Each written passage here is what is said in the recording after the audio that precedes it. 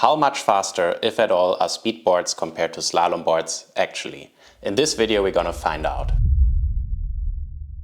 So I've gotten this question a lot over the past few years, that people are wondering if speedboards are actually that much faster compared to especially small slalom boards, because for sure most people don't want to buy an extra speedboard just to go fast every once in a while and rather do it on their slalom board. So yeah, the question is, how much of a speed advantage do you actually have when you own a speedboard? Tomorrow we got a little bit of a storm here in Germany, so it's the perfect chance to test it out for ourselves and find out ultimately what is the speed difference between a small slalom board and a speedboard.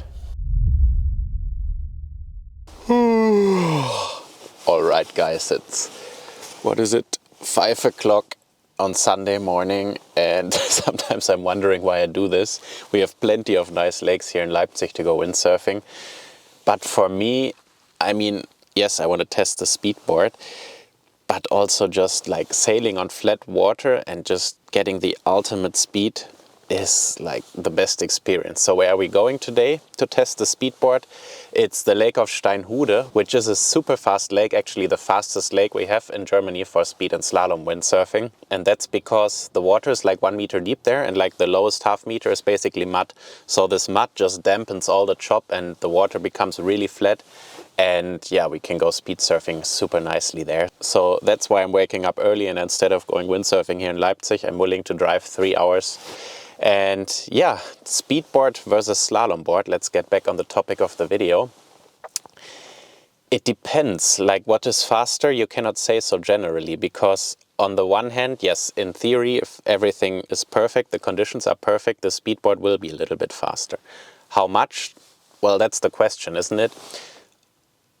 I mean, same like between different slalom boards, the boards are made for different conditions. So a speedboard, the shape is usually more made for like flat water. And if it's like choppy, I would say like certain conditions suit the slalom board more. And you will actually be faster on a small slalom board compared to the speedboard, because the slalom board might go nicer over the chop, whereas the speedboard gets a little bit more stuck. And that's kind of the differences. But yeah, Steinhude has like a special place in my heart, because I've sailed the record there, like the overall record of the lake and any lake in Germany in 2020. And back then we had a really, really dry summer, so the water level went way down. I think it was 30 centimeters lower back then than it is now, because the mud is closer to the top of the water then. It's way flatter. So now I'm expecting like a little bit more chop today, but it's been a few years actually since I've had a pretty good session at this spot. And I think today the forecast looks really promising. We have like 22 to 35 knots. It's not quite enough, I think, to break the spot record there, because yeah, also it's choppy. But I'm really hoping that today I will make 40 knots on the speedboard there. And that would be nice, because 40 knots on a lake is always a nice number to see. And yeah, I guess I'll just drive 3 hours now and see you on the spot, where we will find out if the speedboard is actually faster than the slalom board. Let's go.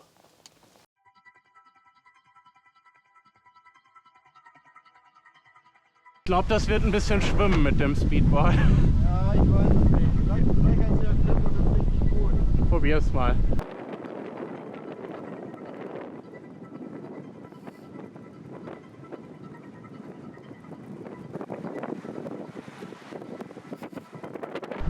Another day here in Steinhude. I have to walk over this pier into the water where all the seagulls are. And you can see already up there some good gusts. The direction is a bit more westerly than last time, so the wind is coming in better, but it's also a bit more choppy.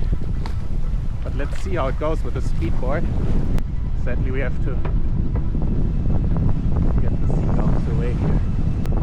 Stupid sign here next to the car.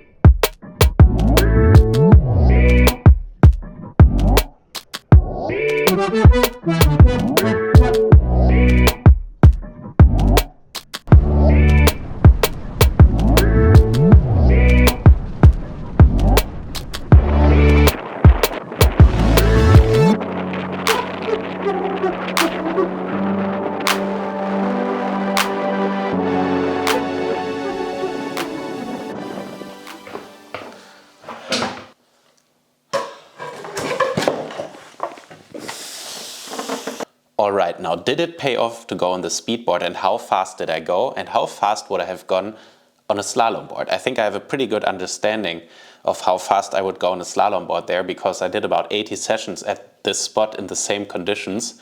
So I have a very good feeling of what speeds I can reach on what kind of gear. The max speed I reached today was 40 knots, 40.00. And that's pretty good, because I think the last time that I did over 40 knots at this spot was all the way back in 2021. So obviously the spot record today was not broken again like I predicted, because it was a little bit choppy. You could see it's not a lot of chop, but like 10-20 centimeters more chop make a big difference when you're going like for the high speeds. But yeah, 40 knots, if you've seen my last video from Kloster, I was on the small slalom board there, and I actually did 40.7 knots, and I peaked a couple times over 40 knots. So would the small slalom board actually have been faster on this day compared to the speedboard that I was on? And that's kind of a tricky question, because it depends a lot. First of all, the session back in Kloster where I peaked over 40 knots, it was way easier to go fast there, because the chop was just way smaller and the wind was also a little bit stronger. Coming close to this speed in conditions that I would say are a lot worse actually, kind of confirms that the speedboard in these conditions was faster. But by how much is the question? Well, around 6 weeks ago I was there at the same spot, but with a 97 slalom board. And there I did 38 knots. So already there I can tell that, yeah, the speedboard was 2 knots faster compared to the small slalom board. But then we have to take into consideration the conditions. When I went 6 weeks ago, the wind was a little bit less, the base wind, the gusts were a bit stronger, but the direction was more from the south. So it was a little bit flatter overall. Today, the conditions were a bit more stable and the wind was coming in more from the west, meaning that the wind is coming into the spot better, but it's also more choppy. And this is really the crux of the question, is the chop and the water state. Small chop a speedboard can handle if you're going at 90 degrees over the chop. But today, because the angle was a little bit different, it was actually kind of tricky, because when you were going fully downwind, you were going like at 45 degrees to the waves and not at 90 degrees to the waves. So the small board, I feel, gets more thrown around its axis compared to a little bit wider slalom board. And I think today was just around the border where the speedboard is faster than the slalom board, still a little bit favored to the speedboard. If there would have been any more chop than this, I think the slalom board would have prevailed. We were actually with a pretty good group of 5 or 6 German speed surfers and pretty good guys there also. And I actually managed to win the day ranking, so yeah, obviously happy about that. And the other guys were all on small slalom boards and they peaked around 39 to 39.5 knots. So to answer the question, if you get these kind of flat conditions, you saw how the conditions were like. These are the conditions where it starts becoming faster on like a bigger speedboard compared to a small slalom board. If you have a choppy lake, and this was obviously the flattest lake in Germany, but if you have a more choppy lake or spot or whatever, the slalom board will most likely be faster than the speedboard. So the speedboard is only really made for flat water conditions, of course. To answer the question of the video, how much faster the speedboard compared to a small slalom board, yeah, the other guys were going over 39, I was just barely peaking 40. So obviously the difference isn't huge. It's not like you hop onto a speedboard and you're immediately 5 knots faster. It's not like this at all. So I would say in overall, if you don't have a speedboard and want to go fast, don't stress about it too much. The differences in most conditions are not as big as you might think.